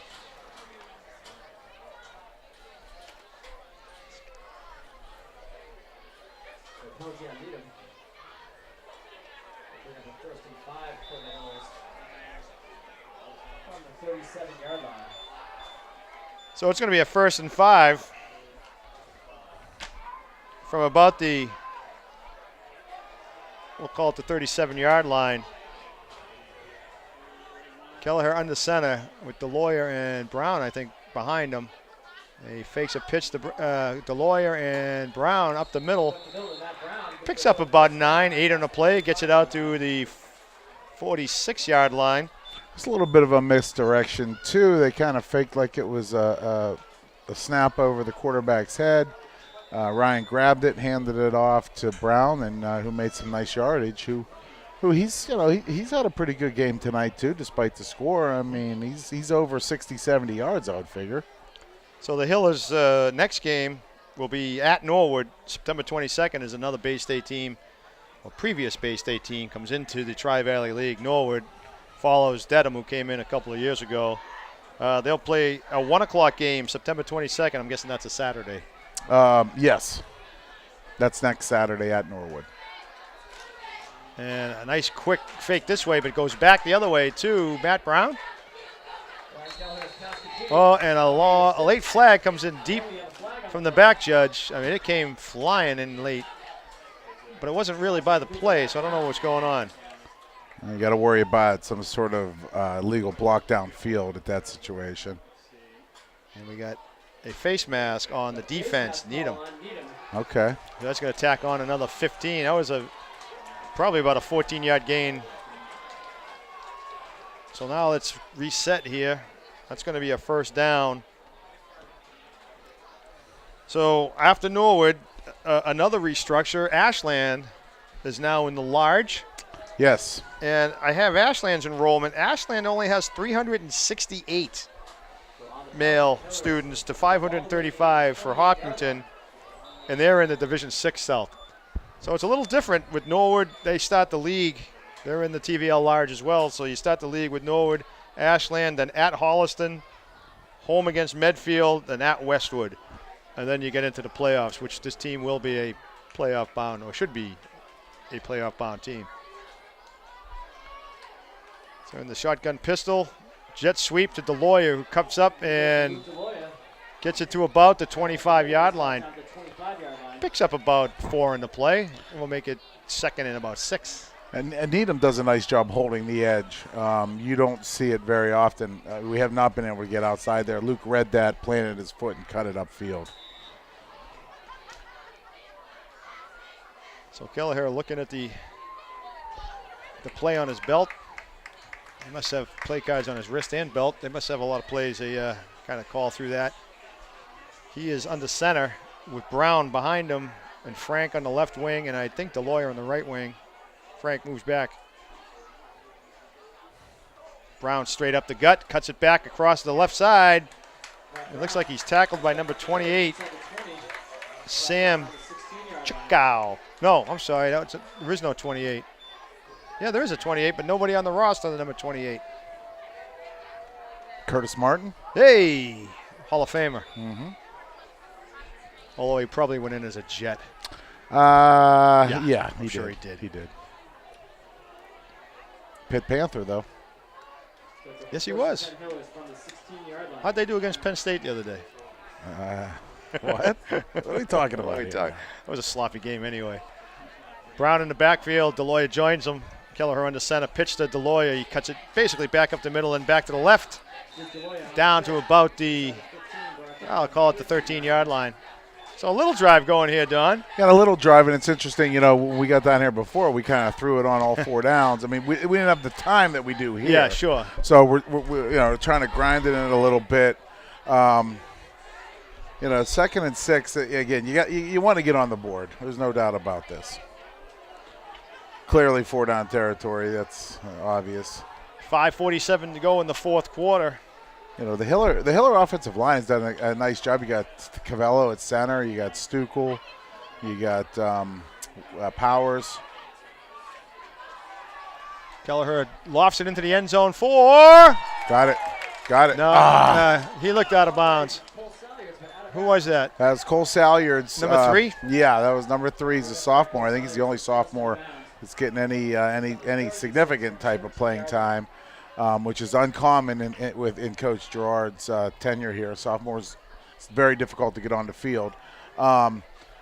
Cole was well covered there. It was a good throw. It looked like he just kind of backed himself out of bounds there and wasn't able to make the catch in bounds. The unfortunate thing, we have these polls that you can't always see that you're going through a poll to see the play, and you lose it sometimes. So it's 3rd and 5, 3rd and 6. Kelleher in a shotgun hands it off to somebody, Brown, and that fooled no one as they had crossing action in the backfield.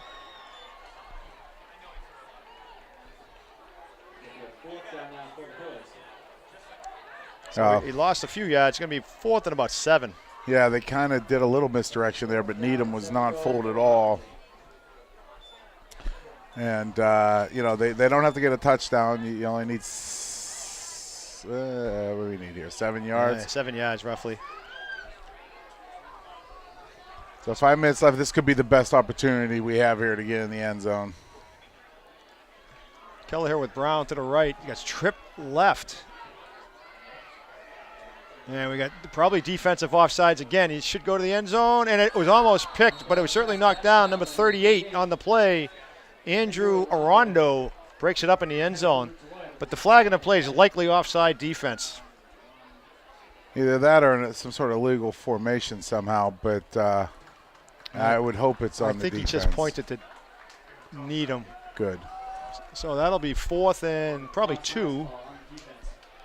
Offsides.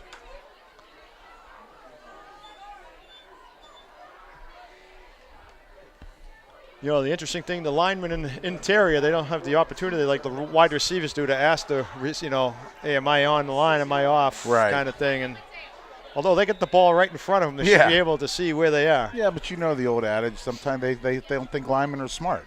You know, it's been a misconception for years. I'm going to leave that alone, okay? It's been a misconception for years, Rick. I'm going to leave that alone. All right, 4th and we'll call it a long one. Kind of a tight formation. He's rolling right. He's going to throw, and it's caught by DeLoya, and no. He's got the ball. Oh, I see this guy over here. I thought he was. We got a 1st and goal at the. Yeah, it's hard to see from this angle. I almost thought that he had to go up to get it. It was a nice catch. I just wasn't sure he got his feet down before he got pushed out of bounds. I don't think he was actually that close to out of bounds. It's hard to see. It's hard to see. But I knew he caught it. I just didn't know if the kid pushed him out of bounds before he got a foot down. But looks like he did. That was a big catch, and we got 1st down at the 3-yard line. And if it was me, I'm just handing the ball to Brown 3-4 times in a row here. Well, he might do that. He's got a lot of guys in the line of scrimmage, a couple of wings, and that's what they did. And he bounced backwards. It's still trying to go. They had his leg, had one of his legs, so he wasn't really going to get a lot of leverage to lean forward.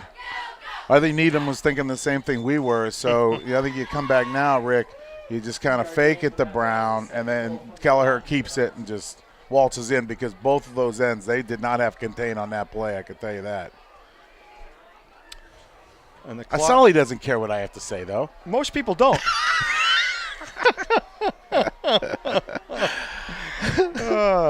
That's all right, though. I like some of your theories, though. Occasionally, I'll buy in. All right, here we go. I used to be able to get the job done back in the day. Was that a quarterback sneak? Yeah, sneak. He was at within the 1-yard line. Kelleher sneaks in. Okay, good. That was big. That's nice. That's a nice way to kind of get that monkey off the back. You don't want to be shut out here at home. I don't care who you're playing. And, now at this point, it's all about finishing strong and getting ready for next week. Now, it'll be interesting to see if Coach Gerard, do you kick try and get a onside 12? No, you go for 1 here. No, because you'd have to do it 3 times. It's just – yeah. Chances of you getting it 3 times and setting them up at midfield or the 40-yard line, that's – and it's, wow, that ball came up. You see how far that ball went? Yeah, well. That's good to know. Pagliuca's been waiting all night to kick. Yeah. He's all fired up. So, at the 3:28 mark of the 4th quarter, Kelleher with a 1-yard run brings the score 28-7 as we come back upfield, Don. That makes you feel, you had a pretty decent drive. You put it together. It's something to build on, maybe. Hillers have been moving the ball pretty. It's been a little spotty, but they've had some nice drives. They've had their opportunities. They just haven't been there. That's the first drive they've been actually able to finish. So, again, 3 minutes left. I think winning the game is going to be a tall order here. But you know what? Let's just keep grinding and make. All you can do is string a couple plays together and see what happens. Absolutely. So the next home game, after I went through the schedule, next home game here will be September 28th against Ashland, 7 p.m. We'll both be here for the call. Yep, that'll be live streaming on YouTube also, and that's kind of Hey, listen, if you don't have any complaints on this live stream, YouTube, don't send them to us. Don't send them to Mike Terosian. Send them to Mike Terosian. Yeah, I don't think they're not allowed to give my email out on this. I don't think. But we'll take any kind of feedback, good, bad, or indifferent. You're only going to get Only better, good. Don, if and is that Smith, who was hurt? He's kind of limpy a little bit. Oh, going to come back onto something. It's our flag. And 25, no, that's Reed. Another flag. Tyler Reed ran it out all the way to the 35-yard line, but there's a flag. It's coming back. He looked a little gimpy when he was running. I'm surprised they have him out there. I mean, that's your starting running back. You're up 3 touchdowns with 3 minutes left. And he's got another cramp. I can see the gold. He even got gold on the bottom. Yeah. Look at that. Those are some fancy shoes. Prima donna. Well, It's all about the look with the kids now. it's all about the swag. Is that what they All call about it? the swag. But it's nice to get them pushed back here. Yeah, we got to get this young man hydrated. It's a pretty cool night, but it's a little humid. He has carried the ball quite a bit. Yeah, I would put him at over 100 yards at this point. Well, he had the 48-yard run for the Yeah. touchdown. Yeah. And that 316, that ball's going to come back probably somewhere around the 30-yard line of the Rockets. So just back to Ashland coming in. You know, it's everyone's very familiar with the Thanksgiving Day rivalry, and it's just. I mean, the last 4, 5, 6 you certainly years. are. I shine on that day, Rick. In more ways than one, yeah, Don. yeah. But it's just. I mean, it's kind of. It's first of all, it's a tough game. I mean, you got to see Ashland twice now. The last 5, 6 years have just been dogfights every year. One game's better than the one before it. A point or two separating these things It's down late crazy. into the fourth It's quarter. Crazy the games that the two towns have had. So it's a tough conference game now, and it's going to be a little strange seeing Ashland here during the season. Yeah. You know, it's not good. It's not bad. It's just kind of a little weird. Yeah, you know? it's one of the things that I don't like about the way they have things. You can see Holliston's done it for a few years. I was going to say, Like with this is our Westwood. first experience, Right. but Holliston and Westwood's been doing it for the last 3 or 4 years. Yeah.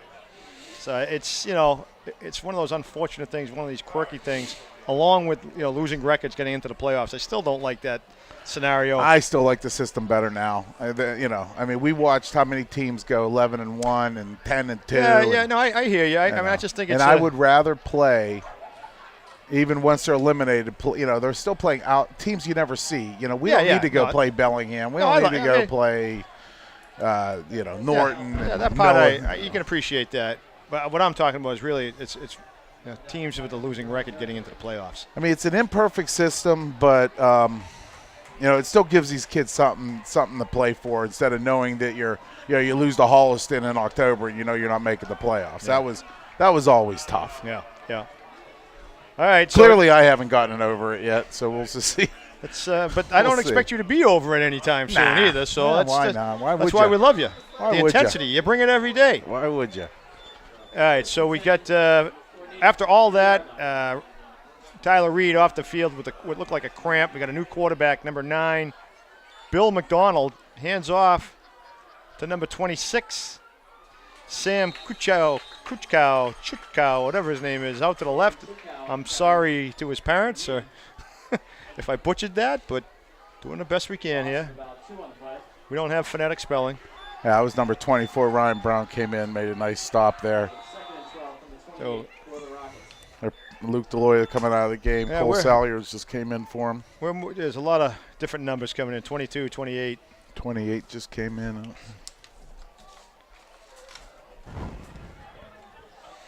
Eric Davis. 22 is Brian Hurlery. And a run by, I couldn't see it coming at us. Is that number 90? Number 90, Thomas Fulbrook. Running the ball. The sophomore, yeah. I would think he's one of the smaller guys on the roster. They don't give us height and weight. Here comes Brendan Kelly. He's off. Number 15, Young Wang, the senior, coming in. It's always exciting, no matter what point you get onto the field. When you're a high school kid, it's exciting just to get out there. Number 6, Brian Keefe, playing one of the safety positions. Oh, the high center over number 9, Bill McDonald. He's back at recovers it at about the 3-yard line. I'm not sure that they told the center that the 6'5" quarterback's Hey, the other guy's out. in now. Right, the other guy's in. Gotta put it down a little bit. Right. Because that would have happened a few other times if that quarterback wasn't in there before, that starter. Well, you win 28-7. There's always some things to work on, and that certainly will be focused on in practice this week. As the clock winds down, 1:10 to go. It's something that's really taken for granted. In Hopkinton, Theo Cavello's done a great job at the center spot. Since we've been involved, we've had good centers. Well, that's what he, Coach Gerard, that's the first thing he looks for, because that starts your offense. Especially on a spread type of offense, you've got to have that snap. If it's high, it throws everything off. So it's 4th and 40. I guess you're punting, and they did. And who's that? Number 6. Oh, got a face mask. It looked like. Brian Keefe with a nice return for the Hillers. So number 6, Brian Keefe returns it all the way back. He got it at about the 40, 45-yard line. Ran it back to about we'll call it the 25. I'm not sure why that was. I mean, that looked looked like a face mask from here, but. Of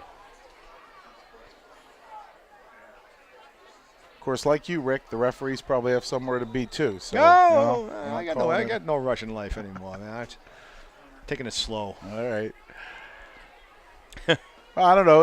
It's going to be interesting to see what the Hillers do here. It looks like.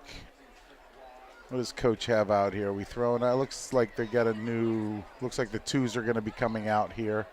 Looks like could it be number 10 as quarterback?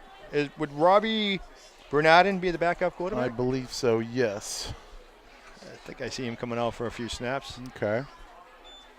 Yeah, going back to the centers, right? I mean, Coach Rod didn't go under center for 3 or 4 years at all. Longer than that. I think he just went under just a couple years ago. He started going under every. You have to have a center that can, and we have, with maybe the exception of Hank Rudden and Ryan's older brother Jake. Yep. We haven't had the tallest quarterbacks coming through here. No, but that's something that, it gets overlooked, but it really, if you've got an inaccurate center, it throws everything off.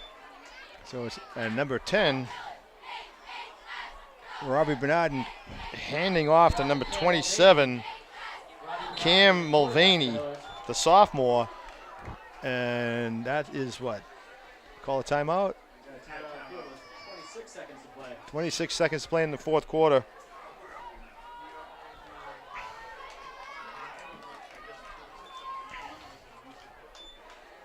Who called the timeout? Did we call that? I guess so.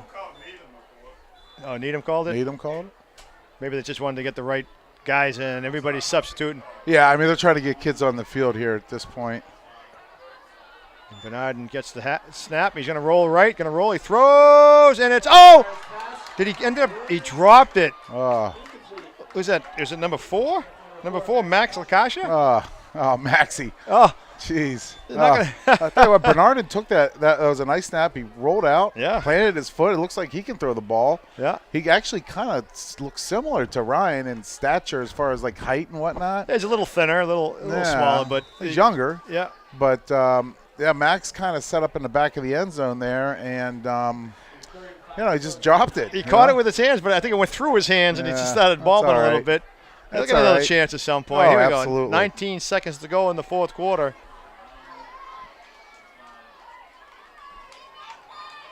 And they're going to hand it off to it gets down to about, who's that, 27? That's Cam Mulvaney. All right, I want to make sure I get the right number. Is it 27, Don? I think so, yes. And that'll do it. The game is over as they come to midfield. Somebody called a timeout, Rick. It stopped at 1. Well, we can. Hopkinton must have, right? You want to get that score? Yeah, let's try to get in the end zone. Let's give LaCascia another chance here.